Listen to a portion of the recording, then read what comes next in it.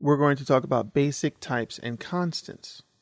Now, when we deal with basic types, we're talking about strings, integers, floating point numbers, booleans, things like that. And you can see from this simple example here that we're going to be outputting some values as well. An integer would be something like 22, anything that's going to deal with a whole number. And then your floating point values here, you're dealing with decimal places. You can have them in different forms. And then you have strings, of course, which we've already taken a tiny bit of a look at, and we'll take a peek at that. In the basic types file in Scripting Basics, well, you see, we just have some information here, some details. A string, this is a string in quotes. Double or single quotes, doesn't matter, we'll talk more about strings. But basically you put anything in between here, and for the most part, that's going to be represented literally as a string. There are really a lot of different ways that you can represent different types of letters and numbers and characters, and we'll talk about all the ways to format in the strings section. An integer is just, like I said, a whole number, and you just assign it without the quotes. That's an integer. If you do put quotes around it, not a problem. It's now a string with a space in front of it of 22. So space 22. This is also 22, but it's a string, and you can convert basic types back and forth between integers and strings. We'll see that a lot, but it doesn't matter. This is still an integer, but it's classified as a string in this representation. You can still manipulate it like it was an integer. And then we have booleans. Just names here. These are all just names I made up. True or false. You can put it in all caps. You should put it in all caps. It can either be true or false. There are specific things that are going to be output when you output via print or echo or something like that with booleans. We'll see that, and I'll explain what happens when we do that. But you don't always get the value that you're looking for when you output that. So boolean here, this variable, if we look at this condition here, we'll see if conditions later. But basically what you use booleans for is to see if something's true, basically. Now we have an if statement, and we use a function. This is just a function built into PHP to check whether or not this is a string.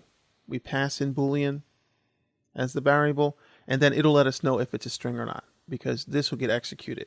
We'll see that in the other section as well. But normally booleans would be dealing with if statements a lot. You want to test a condition, test for something being true or false, and continue from there. But this is just a different example, but you get the idea. And then we're going to echo that value out there. All right, so if we take a peek at that, you can see that the Boolean has a value of 1. That's because we have set it to true. Right there. So 1 is true, 0 is false. But when you output it, you see that it comes up empty. That's because this isn't going to get output. It's like no representation when we're dealing with the echo and the print. Just keep that in mind. We'll see that again, but that's just what's going to happen. 1 and 0, true or false. 1 is true, 0 is false. And that's Boolean. We'll use that quite a lot. You can just change these as you want to. And it's really up to you. But this is the basics, the basic types. If you want to use a floating point number, we'll go ahead. Put a decimal place, add your decimal values, go as far as you want within a certain precision, and you can express it in the scientific notation way, of course, with the e being the exponent. And if you're into math, then you know how that works, but this is how you can represent different floating point numbers. And that, for the most part, are the basics. You can do math now. You can test true and false conditions. Oftentimes, database values have true and false in there, and other concerns. And you know how to deal with strings a little bit, waiting for that big string section, and you know how to assign integer values here. Now, another condition that you need to worry about is getting the type. You want to know what type it is. And a type is just defining how that data is represented when you first assign it, or when you pass another value to it, how you're assigning it. Well, there's a special function built in the PHP called getType. Now, when you work with getType, or any other function for the most part, you have a parameter list. You might have pass a string, pass a Boolean, pass this, pass that. And for these simple conditions here, we'll see more on functions later, but for these simple conditions, It just takes one parameter. We give this function a string, and then it returns something. And this is translated into a value. So when we echo it, it's translated into a value. Sort of like that $$ var that we did in the declaring and assigning variables video. So what we do is we get the internal type name for the different variables that we have here.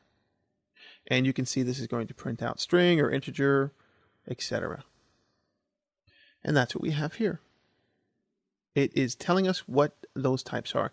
And that becomes very important. If we want to deal with an integer, we want to make sure we have an integer or a number before we start doing math with it. Because, like I said, you can put a string in with quotes there and then try to use it as an integer, and you may or may not get the right results that you're looking for, because even those characters are really dealing with numbers underneath everything. But you get the idea. If you want to know specifically that this number is an integer that's passed inside a form, for example, you can test for it.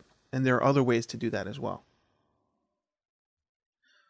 And here's the other way, is int, another function.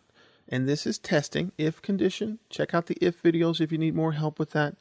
If this is an int, $int, then we want to add 17 to that value there, to that variable. Plus equal is how you would do that. You can have minus equals to subtract. And that's instead of doing int equals int plus 17.